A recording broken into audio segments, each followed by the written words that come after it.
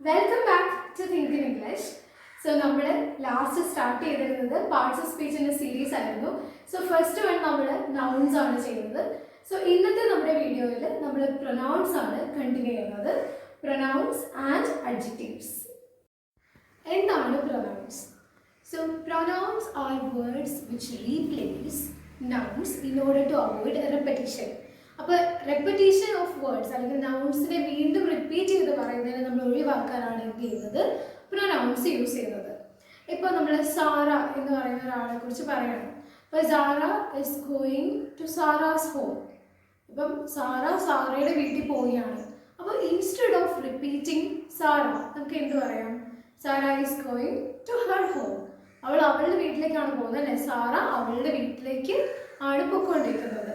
അപ്പോൾ ഇങ്ങനെ നമ്മൾ നൗണിൻ്റെ റെപ്പറ്റീഷൻ ഒഴിവാക്കാൻ വേണ്ടി യൂസ് ചെയ്യുന്ന വാക്കുകളെയാണ് ഇത് പ്രൊനൗൺസ് എന്ന് പറയുന്നത്. ഇനി ഏതൊക്കെയാണ് ഡിഫറെൻറ്റ് ടൈപ്സ് ഓഫ് പ്രൊനൗൺസ് നോക്കാം.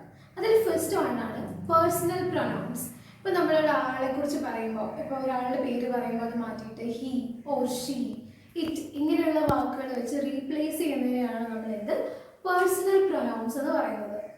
രണ്ടാമത്തേത് പോസസീവ് പ്രൊനൗൺസ്. നമ്മൾ മുന്നേ പറഞ്ഞു സാറയുടെ, അപ്പോൾ അവളുടെ, ഹർ അവൻ്റെ, ഹിസ്, അങ്ങനെ പൊസഷൻസ് പറയാൻ വേണ്ടിയിട്ട് അതാണ് നമ്മൾ പോസസീവ് പ്രൊനൗൺസ് എന്ന് പറയുന്നത്. അപ്പോൾ നമ്മൾ പറഞ്ഞു സാറയുടെ വീട്, ഹർ ഹോം അല്ലേ?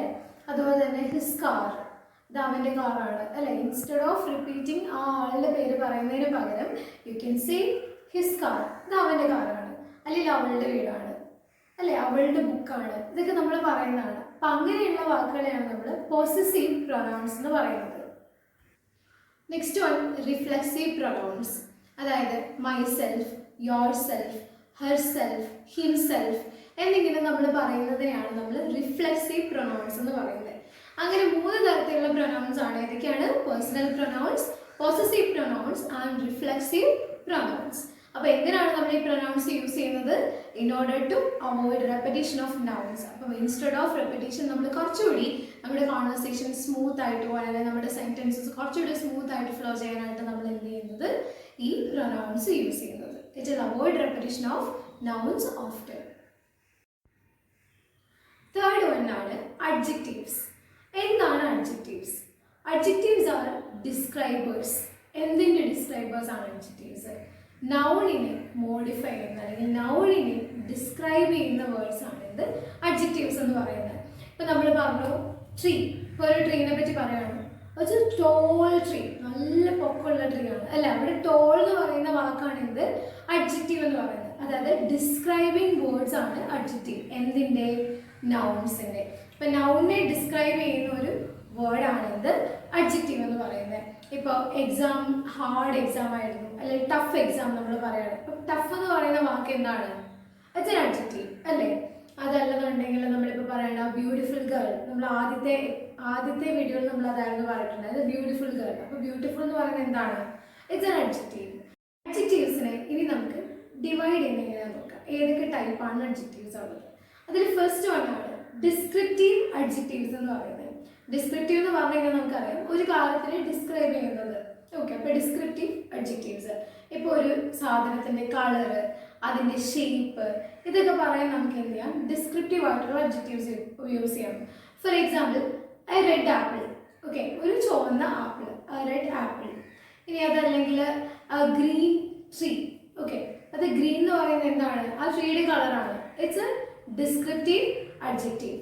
ഇങ്ങനെയുള്ളതിനാണ് നമ്മൾ ഡിസ്ക്രിപ്റ്റീവ് അഡ്ജക്റ്റീവ് എന്ന് പറയുന്നത്. ഇപ്പോൾ ഒരു കാര്യത്തിൻ്റെ കളറ്, ഷേപ്പ്, അതിൻ്റെ സൈസ്, ഇതൊക്കെ മെൻഷൻ ചെയ്യുന്ന വാക്കുകളാണ് നമ്മൾ എന്ത് ചെയ്യുന്നത്? ഈ പറയുന്ന ഡിസ്ക്രിപ്റ്റീവ് അഡ്ജക്റ്റീവ്സ് എന്ന് പറയുന്നത്. Next one quantitative adjectives. Quantitative എന്ന് പറയുമ്പോൾ നമുക്ക് ആ വാക്യം തന്നെ മനസ്സിലാവുന്നതാണ് ക്വാണ്ടിറ്റി. ക്വാണ്ടിറ്റി എന്ന് പറയുന്നത് ഹൗ മെനി, ഇപ്പം എത്ര പേരുണ്ട് അല്ലേ, ഹൗ മെനി, അല്ലെങ്കിൽ എത്ര ഉണ്ട്, എത്ര വെയിറ്റ് ഉണ്ട് അതിന്. അങ്ങനെ നമ്മൾ അതിൻ്റെ ക്വാണ്ടിറ്റി പറയാൻ യൂസ് ചെയ്യുന്ന വാക്കുകളാണിത് ക്വാണ്ടിറ്റേറ്റീവ് അഡ്ജക്റ്റീവ്സ് എന്ന് പറയുന്നത്. ഇപ്പം എ ഫ്യൂ അല്ലെങ്കിൽ എ മെജോറിറ്റി, അങ്ങനെയുള്ള വാക്കുകളൊക്കെയാണ് നമ്മൾ ക്വാണ്ടിറ്റേറ്റീവ് അഡ്ജക്റ്റീവ്സ് എന്ന് പറയുന്നത്. Third one demonstrative adjectives. ഈ ഡെമോൺസ്ട്രേറ്റീവ് അഡ്ജക്റ്റീവ്സ് എന്ന് പറഞ്ഞു കഴിഞ്ഞാൽ നമ്മൾ ഏത് നൗണിനെയാണ് പോയിന്റ് ഔട്ട് ചെയ്യുന്നത് എന്ന് പറയാനാണ് നമ്മൾ ഉദ്ദേശിക്കുന്നത്. ഫോർ എക്സാമ്പിൾ ദിസ് കാർ, ഞാൻ പറഞ്ഞില്ലേ ഈ കാർ അല്ലെ, ദിസ് കാർ, അല്ലെങ്കിൽ ദീസ് സ്റ്റുഡൻസ്, ഈ സ്റ്റുഡൻസ് ഭയങ്കര ബെസ്സിയാണ്, ദീസ് സ്റ്റുഡൻസ് അല്ലെ, അതല്ലെന്നുണ്ടെങ്കിൽ ദാറ്റ് വൺ. അപ്പൊ നമ്മൾ ഏത് പർട്ടിക്കുലർ നൗണിനെയാണോ മെൻഷൻ ചെയ്യുന്നത് അത് പറയാനാണ് നമ്മൾ എന്ത് ചെയ്യുന്നത്, ഡിസ്ക്രിപ്റ്റീവ് അഡ്ജക്റ്റീവ്സ് യൂസ് ചെയ്യുന്നത്. ഫോർത്ത് വണ്ണാണ് പോസസീവ് അഡ്ജക്റ്റീവ്സ്. പോസസീവ് അഡ്ജക്റ്റീവ്സ് എന്ന് പറയുന്നതാണ് നമ്മൾ ആരത് ഓൺ ചെയ്യുന്നു എന്ന് കാണിക്കാൻ വേണ്ടി പറയുന്നത്. ഇപ്പോൾ ഫോർ എക്സാമ്പിൾ മൈ ബാഗ്, അല്ലെങ്കിൽ ഹിസ് ബാഗ്, അതല്ലെങ്കിൽ യുവർ ഐഡിയ, their thought, ഇതിനെയൊക്കെ നമ്മൾ എന്താണ് പോസസീവ് അഡ്ജക്റ്റീവ് എന്നാണ് പറയുന്നത്. ഇതുവരെയുള്ള അഡ്ജക്റ്റീവ്സിനെ പറ്റി ഞാൻ പറഞ്ഞതൊക്കെ നിങ്ങൾക്ക് ഫെമിലിയർ ആയിട്ടുള്ള കാര്യങ്ങളായിരിക്കും. ബട്ട് ഇനിയുള്ളതെന്ന് പറയുന്നത് അഡ്ജക്റ്റീവ്സിൻ്റെ ഓർഡർ ആണ്. യൂഷ്വലി നമ്മളങ്ങനെ അഡ്ജക്റ്റീവ്സിൻ്റെ ഓർഡർ ഒന്നും അങ്ങനെ അധികം സംസാരിക്കാറില്ല. ബട്ട് നമ്മളൊരു സെൻറ്റൻസിൽ മൾട്ടിപ്പിൾ അഡ്ജക്റ്റീവ്സ് യൂസ് ചെയ്യുകയാണെങ്കിൽ, ഇപ്പം നമ്മൾ തൊട്ട് മുന്നേ എക്സാമ്പിൾ പറഞ്ഞ സെൻറ്റൻസിൽ മൾട്ടിപ്പിൾ അഡ്ജക്റ്റീവ്സ് യൂസ് ചെയ്തിരുന്നു. അപ്പോൾ അതുപോലെ മൾട്ടിപ്പിൾ അഡ്ജക്റ്റീവ്സ് യൂസ് ചെയ്യുകയാണെങ്കിൽ അത് ഏത് ഓർഡറിലാണ് എഴുതേണ്ടത്? ഇപ്പം ആദ്യം നമ്മൾ സൈസാണോ പറയേണ്ടത്, അല്ലെങ്കിൽ ആദ്യം നമ്മൾ കളറാണോ പറയേണ്ടത്, അപ്പോൾ ഏത് ഓർഡറിലാണ് ഇത് പറയുന്നതാണ് നമ്മൾ നോക്കുന്നത്. So here you can look at the order. The first one is opinion. Okay, opinion ആണ് ഫസ്റ്റ് വരുന്നത്. അതായത് ഇപ്പോൾ ബ്യൂട്ടിഫുൾ ആണോ അഗ്ലി ആണോ, അങ്ങനെ ഒപ്പീനിയൻ ആണ് നമ്മൾ ഫസ്റ്റ് ആഡ് ചെയ്യുന്നത്. Then followed by the size of anything, നമ്മൾ എന്തിനെ പറ്റിയാണോ പറയുന്നത് അതിൻ്റെ സൈസ് ആയിരിക്കും മെൻഷൻ ചെയ്യുക. ദെൻ ഏജ്, അടുത്തതെന്ന് പറയുന്നത് ഓർഡറിൽ വരുന്നത് ഏജ് ആണ്. സൈസ് കഴിഞ്ഞാൽ ഏജ് പറയാം, whether it is new, whether it is old എന്നുള്ളത് നമുക്ക് പറയാം.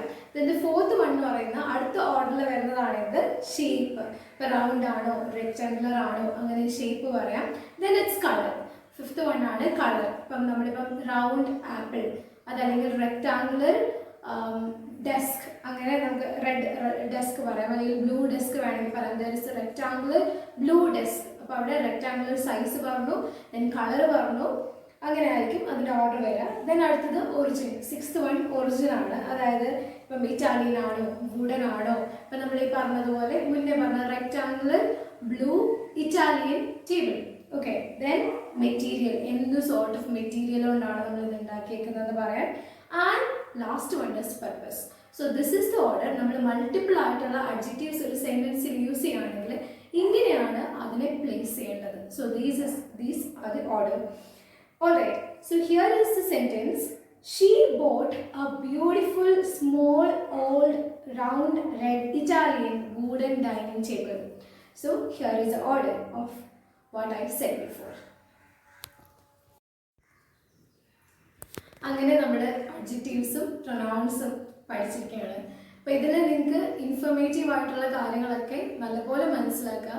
പറ്റുകയാണെങ്കിൽ ഒന്നും കൂടെ കണ്ടു നോക്കുക. ഏതെങ്കിലും ഡൗട്ട് ഉണ്ടെങ്കിൽ you can comment also. നിങ്ങൾക്ക് എന്തെങ്കിലും ഡൗട്ട്സ് ഉണ്ടെങ്കിൽ you can add in the comment section as well. So എന്തെങ്കിലും ഡൗട്ട്സോ ഒക്കെ ഉണ്ടെങ്കിൽ നിങ്ങൾക്ക് ചോദിക്കാം. അങ്ങനെ നമുക്കൊരു ഇൻട്രാക്റ്റീവ് സെഷനായിട്ട് പോവുകയാണെങ്കിൽ that will be much better for both of us. And ഈ ഒരു വീഡിയോ ഇഷ്ടപ്പെട്ടു എന്നുണ്ടെങ്കിൽ എന്ത് ചെയ്യുക, ലൈക്ക് ചെയ്യുക, സബ്സ്ക്രൈബ് ചെയ്യുക, share to your friends as well. So അടുത്ത വീഡിയോയിൽ നമ്മൾ വെർബ് ആയിരിക്കും ചെയ്യുന്നുണ്ടാവുക. It will be quite big topic. അപ്പോൾ നമ്മൾ വെർബിന് വേണ്ടിയിട്ട് എല്ലാവരും വെയിറ്റ് ചെയ്യുക. And thank you so much for watching and bye from think in English.